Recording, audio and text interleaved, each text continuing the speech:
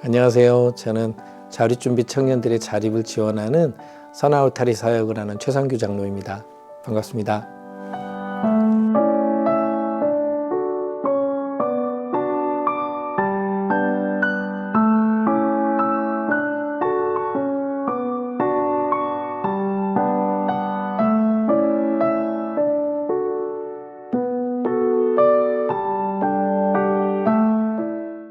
저는 창세기부터 이렇게 조금씩 한 채부터씩 매일 이렇게 많은 분량은 아니지만 아침마다 묵상하고 기도하고 해서 한 가지만 계속 생각하지는 건 아니고요. 그날 그냥 말씀 가운데서 하나님이 주신 음성 들으려고 애쓰고 그 말씀 붙잡고 기도하고 그러는데, 그래서 꼭 그렇지는 않은데 이제 성경을 떠나서 개인적으로 요즘에 계속 묵상하는 건 온전한 순종 내가 하고 있는가? 특별히 이렇게 사람마다 주시는 숙제가 있는 것 같은데 저한테는 그런 온전한 순종에 대한 그런 도전이 좀 있는 것 같아서 잘하고 있는가? 이제 그런 고민이 좀 많이 하고 있습니다. 회복? 회복인 것 같습니다. 어려서부터 좀 고난이 계속 있었던 것 같아요. 가정환경으로 인한 고난, 또 부모로 인한 거지만 어떤 물질로 관련된, 재물과 관련된 고난, 그다음에 또 사고로 인해서 이제 장애를 갖게 되는 고난, 이런 것들이 쭉 있었는데, 사업을 하면서도 또 혼자서 아무것도 없이 혼자 이렇게 하다 보니까 그런 게 있었고 또 어려움이 있었는데, 그때마다 감사하게도 하나님이 기도했을 때 이렇게 어려운 고비를 넘어가게 하시고, 돌이켜 생각해 보면 와, 내가 여기에 이렇게 와 있다니 하고 깜짝깜짝 놀랄 만한 회복, 그게 있었던 것 같아요. 근데 당신 잘 모르는데 시간이 지나고 나서 보니까 그때마다 하나님은 저를 회복시키셨더라고요. 선화울타리는 시작은 이제 보육원에서 보호 종료되는 자립준비 청년들의 이제 자립을 도우려고 이제 시작을 했는데, 지금은 선화울타리의 이 울타리 안으로 자립준비 청년, 그러니까 보육원에서 나온 친구들뿐만이 아니라 이제 그룹홈, 그다음에 가정위탁, 그다음에 중도 퇴소, 그다음에 청소년 쉼터, 그다음에 이제 탈북 2세대 중에서 이제 중국이나 이렇게 북한이 아닌 태어나서, 그러니까 국제 사각지대에 있는 우리 가정 밖 청소년, 청년들을 대상으로 하는 그런 사업입니다. 갑자기 뚝 떨어져서 그렇다기보다는 이제 제가 아무래도 입양 부모이고, 또 2008년부터 샘물교회가 보육원에 있는 아이들을 이제 디딤샷 통장을 만들어주고 방학마다 아이들하고 함께 이렇게 가정체험 행사를 했거든요.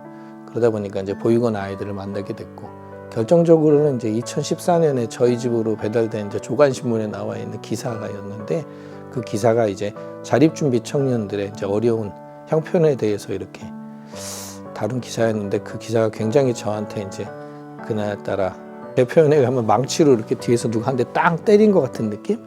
근데 이제 그게 제 머리에서 떠나가질 않으니까 그게 아마 결정적 역할을 한 것 같고, 그러면 이제 기도로 한 1년 정도 준비하고 시작한 것 같습니다. 이제 아동 양육시설이라 하면 이제 보육원, 그룹홈, 이제 가정위탁인데, 그 아이에서 이제 그곳에서 이제 예전에는 만 18세였는데 이제 재작년부터 아동복지법 개정되면서 이제 만 24세로 보호 연장이 되긴 했지만, 예전에는 3,000명, 그렇다면 최근에는 이제 한 2,000명 정도 보호 연장하는 친구들이 있어서요. 그런 아이들이 이제 세상으로 나오게 되는 거죠. 있던 곳에서 나와서. 그러니까 우리 아이들이 예전 우리 6.25 전쟁 때처럼 전쟁고아라 그래가지고 기아나 미아처럼 이렇게 부모가 없는 것은 아니고, 한 70-80% 정도는 부모님이 계신데, 이제 부모님과 함께 분리되면서 이제 아동 양육시설로 들어온 거잖아요. 그래서 들어온 나이도 0세부터 한 중학교, 요즘엔 고등학교 아이들도 학대로 들어오는데, 아이들이 이렇게 들어와서 있는 동안은 이제 사회복지사 선생님들의 이제 손길을 통해서 필요한 것들을 어찌됐든 다 공급을 받잖아요. 근데 이 아이들이 보육원 안에서 이제 나갈 때가 되면 어쨌든 자립 훈련을 받거든요. 근데 이제 그거를 받긴 하지만 정말 이제 나간다는 그거에 대한 이제 체감, 실감이 없는 것 같아요. 저도 왜 아이들이 이렇게 그 안에서 훈련을 받는다고 하는데 나와서는 이렇게 힘들어하고 여전히 아무것도 할 줄 아는 게 없을까 했는데 이제 아이들은 그런 거에 대해서 아직은 잘 느끼지 못한 거죠. 근데 이제 말씀하신 대로 이제 거의 임박해서 이제 그 고통을 막 두려움이 막 이제 오게 되고 그리고 나오면은 정말 애들이 그 얘기를 해요. 아침에는 나갔는데 밤에 깜깜해진 밤에 이제 홀로 방으로 돌아올 때 정말 너무 힘들다고 그리고 뭐 혼자 있을 때 아프면 너무 외롭고 어렵다고 막 그런 얘기를 하는데 상황을 보면 아이들이 있을 때는 말씀하신 것처럼 지긋지긋할지 모르지만 그때는 그래도 옆에 누군가가 있었던 거잖아요. 동생들도 있었고 선생님도 있었고 했는데 지금은 아무것도 없는 거죠. 처음에 제가 10년 전에 이 사역을 했을 때랑 비교하면 재정적인 지원, 주거적인 지원 뭐 이런 것들이 많이 개선이 됐어요. 지금은 이제 자립정착금도 보통 이제 평균적으로 1,000만 원은 받고 또 어떤 지자체 같은 경우는 1,500을 주기도 하고요. 그다음에 아이들이 디딤씨앗 통장이라고 그래가지고 후원자가 이제 매칭이 되면 지금 아마 최대 10만 원까지 아마 매달 적립이 될 거예요. 그러면 이제 그건 입소해서 통장을 만드는 날부터 하니까 그 부분도 이제 적지 않은 돈이 되고 그래서 이제 또 개인 후원까지 하면 요즘에 나오는 아이들은 평균 한 2-3천만 원은 갖고 나오는 것 같아요. 거기다가 이제 아이들이 자립수당이라고 그래가지고 처음엔 30만 원에서 시작했는데 최근에 이제 올해는 아마 50만 원으로 이제 증액이 됐고 이제 지원도 3년에서 5년으로 이제 늘어났거든요. 그리고 아이들은 이제 그 외에도 처음에 나오면은 이제 뭐 수급 신청도 할 수 있고 이제 일하기 전까지는 또 나오고 그다음에 대학생 아이들 같은 경우에는 재학증명서하고 보호종료 확인서를 내면 사실 재학 중에는 수급을 받거든요. 그러니까 이런 재정적인 지원이 예전보다는 많이 확충이 됐고요. 특히 이제 주거도 예전에는 보육원에서 이렇게 도움을 주거나 추천하지 않으면 거의 아이들이 나와서 뭐 월세도 살고 막 이랬는데 요즘에는 LH에서 지원하는 전세임대 제도, 그러니까 뭐 소년소녀 가정 전세임대라든가 뭐 청년 전세임대, 매입임대 이런 것들 이용하고 그다음에 가장 개선된 건 이제 임대 아파트, 임대주택이라고 하죠. 그 아파트를 신청할 자격들이 있어요. 근데 이제 대부분의 문제는 이 아이들이 보호 종료된 이후에 만 5년 안에 이걸 이제 신청을 해야 된다는 거죠. 이제 그 기회를 놓치면 이제 그때부터는 굉장히 어려워지는 거고요.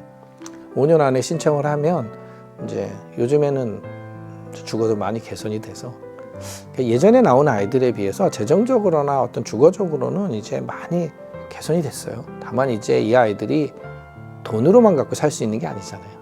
집만 있고 돈만 있다고 사는 게 아니고 그리고 가장 결정적인 건 그 갖고 나오는 돈을 그리고 자기가 살고 있는 집을 관리할 능력이 없다는 거예요. 준비가 안 된 아이들한테 그게 주어졌을 때 거의 단기간 안에 보호 종료되면요 거의 다 까먹죠. 그리고 집에서도 뭐 그거에 대해서 월 임대료를 내야 된다거나 이자를 내야 된다는 거나 뭐 도시가스 전기요금 같은 거 내야 되잖아요. 그런 것들이 거의 연체되고 그래서 막 쫓겨나고 막 이런 경우도 많습니다. 제가 처음에 이제 10년 전에 이 사역으로 들어올 때만 해도 그런 결핍? 이런 것들 때문에 사실 들어온 거죠. 해외로도 선교를 나가는데 정작 우리나라에서 태어나서 자란 아이들에 대해서 이렇게 무관심하고 지원을 안 할 수가 있나. 한국 교회가 책임져야 될 부분 아닌가 하는 어떤 그런 사명감으로 들어왔는데 이제 사실 아이들에 대한 지원이 개선이 되면서 이렇게 주는 게 많아지는데 그러면 과연 이제 우리는 어디에 초점을 맞추고 이 사역을 해야 되나 사역의 방향에 대한 고민을 저도 많이 했습니다. 근데 그 고민을 하는 과정 속에서 내가 잘못 생각하고 있구나를 어느 순간 깨달았죠. 이 아이들한테 뭐 쉽게 말하면 그때보다 뭐 산술적으로 표현해서 6배가 많은 돈을 주고 있는데 여전히 이 아이들한테 무슨 도움이 필요한가. 그거는 너무 어른들의 생각이라는 거죠. 이 아이들은 500을 줄 때나 3,000을 줄 때나 동일하게 그것을 관리할 힘이 없다는 거예요. 아이들은 뭐 간섭받는 거라고 생각하고 누군가 내 삶에 들어와서 뭐 자꾸 뭐 크리스찬 같으면 교회 가라고 한다고 하고 그래서 귀찮다고 생각할지 모르지만 아직은 어리니까 그리고 어떤 이런 아동양육 시설 안에서 이 아이들이 이렇게 약간 틀 안에서 이렇게 갇히는 느낌이 있었을 거 아니에요. 나오면 혼자 자유롭게 살고 싶으니까 이런 것들 밀어내겠죠 처음에는. 그러다 보니까 그 공백기 가운데 아이들은 심하게 흩어지고 그다음에 갖고 있었던 것들은 거의 대부분 초반에 다 없어진단 말이에요. 그랬을 때 이제 아이들은 정말 심각한 빈곤층으로 전락하게 되거든요. 근데 그거를 어른들은 생각을 못 하시는 거예요. 얘들이 그걸 갖고 나오면 잘 관리해서 계속해서 잘 살아나갈 것이다. 이건 정말 우리의 착각인 거죠. 그리고 우리 아이들에 대해서 잘 모르시는 게 있는데, 우리 일반 가정에서 자라는 아이들 중에 한 13% 정도가 경계선 지능 이하의 아이들이에요. 통계가 있거든요. 근데 이제 우리 자립준비 청년들을 만나보면 이 시설이라는 아동, 그러니까 양육 환경의 그 영향으로 그런 아이들의 비율이 3배 이상 많아요. 그러니까 생각해 보세요. 건강한 지능을 가진 아이들도 혼자 살아가기 어려운데, 부모의 지원 없이. 근데 지적으로 부족한 아이들이 부모의 도움 없이 혼자 살아간다는 게 얼마나 힘들겠어요. 수시로 이 아이들한테 와서 뭐 돈을 가치해 가거나 사기를 당하거나 이런 범죄에 쉽게 노출되거든요. 그리고 뭐 재정 관리는 일단 안 되고요. 그러니까 여러 가지 특징이 있지만 우리 아이들을 만나면서 충동 절제가 안 돼요. 그다음에 너무 쉽게 아이들한테 뭐 돈을 빌려준다거나, 그 이유도 너무 간단해요. 물어보면 왜 빌려줬어? 그러면 안 빌려주면 신고 안 할까 봐요. 외로워서. 나쁜 사람인데도 그 돈을 빌려주는 거예요. 걔하고 친구하고 싶어서. 이런 아주 단순한 이유들 때문에 쉽게 자기 사인을 해주고 도장을 찍어주고 막 이러다 보니까 너무 안타깝게도 많은 아이들이 지금 사실 위기 상황에 있죠.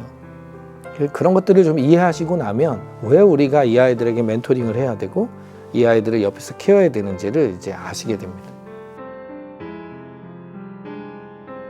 방금 전에도 말씀드렸지만 정부가 해줄 수 있는 건 돈을 좀 더 주거나 주거를 개선해 주는 건 할 수 있는데, 정부가 공무원을 아무리 많이 두어도 할 수 없는 게 뭐냐면 결국 사람이 해야 되는 일들은 못 하는 거예요. 왜냐면 공무원을 그렇다고 매년 2,500명, 2,000명씩 증원할 수는 없잖아요.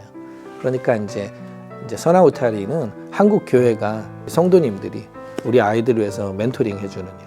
그러니까 가장 사역의 핵심은 멘토링인 것 같아요. 그래서 가급적이면 이제 자립준비 청년 한 명의 이제 부부가, 안 그럴 경우는 이제 싱글로 해가지고 이 아이들을 위한 멘토링을 합니다. 근데 이제 멘토링이 다른 단체에서는 도저히 꿈꿀 수 없겠지만 저희는 멘토링의 기한이 없거든요. 그러니까 한 번 멘토 결연을 하면 쭉 멘토 이제 연결이 돼요. 그래서 이제 이 멘토 결연을 통해서 이제 다 우리들이 크리스찬이니까 관계전도를 통해서 아이들한테 복음을 전하고, 그 두 가지가 사역의 핵심이고요. 그다음에 이제 교회마다 숙소를 준비해서 이 아이들이 들어와서 자립훈련을 받고 식재료를 지원받아서 그 안에서 음식을 만들어 먹고, 그다음에 이제 아이들이 어느 정도 자립훈련이 되면 뭐 가구 가전 생활용품을 사서 이렇게 임대 아파트 같은 데 이사 갔을 때 이렇게 딱 준비를 해주는 부분이 있고요. 그다음에 이제 아이들이 취업을 할 수 있도록 옆에서 기다려주고 필요한 정보들을 주고 이제 지지해주고 이런 부분들을 하는 게 있고요.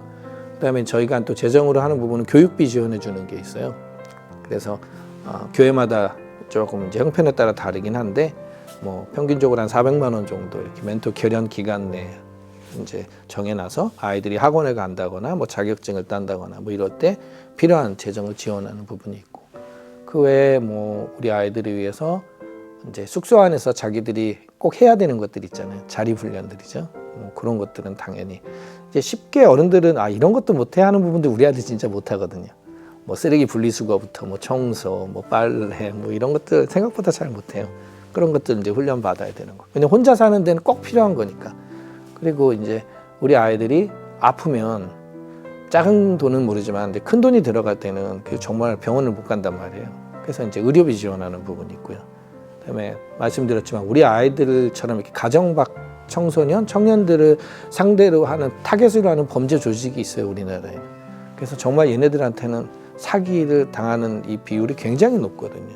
뭐 대포 통장 만들어 달라는 아이들도 있고, 뭐 핸드폰 매장에 가서 뭐 핸드폰을 10개씩 막 만드는 아이들도 있고, 막 소액 결제 같은 거 하게 해가지고 막 빚이 수천만 원 늘어나기도 하고, 막 그랬을 때 이제 저희가 성도님 중에 법무사나 뭐 변호사님들 통해서 이제 법률 지원해주는 부분도 있고, 그래서 총 8개 분야에 저희가 이제 아이들을 위해 지원을 해주고 있고요. 그 외에 이제 코로나 이후로 저희가 하고 있는 게 이제 교회가 보육원하고 결연을 해서 한 달에 한 번이라도 이제 보육원에 들어가서 보육원 아동들하고 이제 주일 오후 같은 때나 토요일에 예배드리고, 그다음에 아이들하고 활동하는 거. 그래서 이제 총 9개 영역에 저희가 서비스를 하고 있죠. 사실 뭐 제가 짧은 시간 안에 다 말씀드릴 수는 없지만, 우리가 이 일을 하면서 쉽게 빠지는 이제 실수, 오류라고 한다면 우리가 조금 하고 열매를 좀 거두려고 하는 게 있어요. 근데 이제 갈라디아서 6장 9절의 말씀에도 나와 있지만 우리가 선을 행하되 낙심하지 말지니 포기하지 않으면 때가 이르면 거두리라 이렇게 말씀하셨단 말이에요. 근데 우리가 그 열매라는 데 집중을 하면 금방 이제 실망하고 낙심하고 아이들하고 포기하게 된단 말이에요. 근데 이 아이들을 막상 해보면 아이들이 나를 굉장히 많이 힘들게 해요. 근데 대한민국 이제 성도님들이 그 탕자의 비유 뭐 이런 것들 많이 성경에서 보셨는데 막상 아이들이 실수해서 돌아오고 이 일들을 계속 반복하는 것들을 견뎌내지를 못한다는 거예요. 제가 일을 하면서 성도로서 갖는 가장 큰 유익은 뭐냐면 성부 하나님의 마음을 그때마다 제가 깨닫게 된다는 거죠. 아, 하나님은 계속해서 실수하고 돌아오는 나를 한 번도 거부하지 않고 계속 받아주셨구나. 그렇다고 한다면 우리 하나님의 자녀된 우리가 성부 하나님을 닮아야 된다고 그렇게 한다면 우리도 이렇게 실수하고 또 세상적으로 봤을 때는 아 정말 다시 상대하고 싶지도 않아. 그렇지만 그럼에도 불구하고 또 찾아와서 도움의 손길을 요구할 때 손을 내밀 때 그때 마음으로는 이제 거부하고 싶지만 그럼에도 불구하고 또 손을 잡아주고 그러는 걸 통해서 저는 성부 하나님의 마음을 계속해서 이제 느끼게 되는 거죠. 그냥 저는 그런 생각을 해본 적이 있어요. 이 땅에서 내가 매일매일 조금씩 숙제를 하고 있구나. 하나님이 나에게 맡겨주신 숙제를 내가 조금씩 하고 있구나. 그냥 잘하든지 못하는지 모르겠는데 하나님이 나한테 맡겨준 숙제를 하고 그리고 나서 하나님 앞에 결국은 내가 쓸 거잖아요. 거기 섰을 때 그거에 대한 평가는 하나님께 받겠죠. 그냥 그렇게 생각하고 있습니다. 그렇다고 해서 그 숙제가 뭐 이렇게 부담스럽거나 막 그런 숙제는 아니고요. 그냥 하루하루 나한테 맡겨주시는 그 숙제를 하고 있는. 저는 좀 건방진 말씀인 것 같긴 한데요. 교회 공동체가 있으니까 제가 이 일을 하는 거잖아요. 그렇죠? 성도님들과 함께 동역하고 뭐 담임 목사님의 지지가 있고 우리 장로님들의 기도와 지지가 있고 우리 성도님들의 자원봉사로 가고 있는 건 맞지만 우리가 이 사역을 조금 더 확장하고 우리가 더 많은 교회, 더 많은 성도가 이 안에 들어오려면 개교의 틀을 좀 벗어나서 우리가 교회 안에서 연합을 이룰 때 그러니까 저희가 동역교회라는 말을 쓰거든요. 선한 울타리. 그래서 우리가 교단과 교회가 확인된 우리가 그런 건강한 교회 공동체라면 우리가 함께 연합을 좀 했으면 좋겠어요. 한국교회가 연합을 했을 때 더 많은 일들, 더 큰 일들을 좀 전 해내는 것들을 제가 지금 경험하고 있으니까 그래서 선한 일에는 우리가 함께 좀 동역을 해서 같이 하면 어떨까. 사실은 좀 조심스럽긴 한데 그런 것들이 이제 좀 점점 더 필요한 시대가 되지 않았나. 그랬을 때 지금 기독교에 대해서 부정적으로 말씀하시는 분들이 많잖아요. 특히 안 믿는 분들은 더 그렇고. 근데 제가 일하면서 정말 많은 좋은 크리스찬들을 만나거든요. 근데 그게 우리한테 잘 알려지지 않는 것 뿐이죠. 그리고 안 좋은 것들만 드러나잖아요. 근데 우리가 계속 이렇게 해서 연합해서 이런 사회에 관심을 갖고 이런 선한 일들을 계속해서 감당해 나갈 때 교회가 다르구나. 성도는 다르네. 그런 것들이 이제 세상 안에 좀 알려지면 그게 자연스럽게 복음을 전하는 통로가 되지 않을까. 그 일에 대해서 좀 고민하고 노력하고 있는 것 같습니다. 제 자신에 대해서는 이제 항상 내가 온전히 하나님이 뜻한 바대로 순종하고 있는가. 그게 사실은 제일 잘하고 있는 거 맞죠? 약간 하나님이 기대하시는 부분은 이만큼인데 나는 항상 하고 있다고 생각하지만 이 부분에 그 밑에 부분에 항상 머물고 있는 건 아닌가? 그런 질문은 제 자신에겐 하죠. 근데 감히 다른 분들한테까지 할 그럴 만한 자격도 없는 것 같습니다.